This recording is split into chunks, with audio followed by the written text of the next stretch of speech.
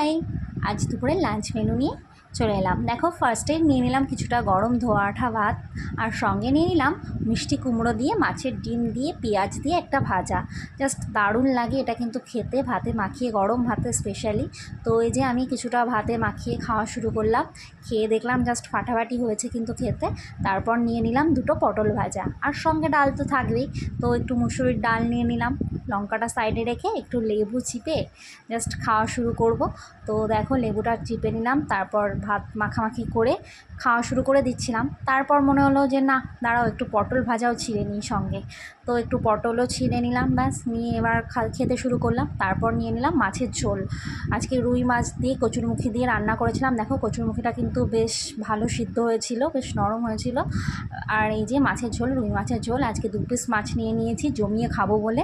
তো আর কি, এই যে ভাতে মাখিয়ে নিচ্ছি, কচুরমুখী দিয়ে ঝোল দিয়ে ভাত দিয়ে মাখানো শুরু করেছি, খাওয়া শুরু করেছি। তো দেখো, মাছটাও কিন্তু বেশ ফ্রেশ ছিল। তো মাছ দিয়েও একটু খেয়ে দেখলাম কেমন মাছটা খেতে। তো দেখলাম যে না, বেশ ভালো, সঙ্গে একটু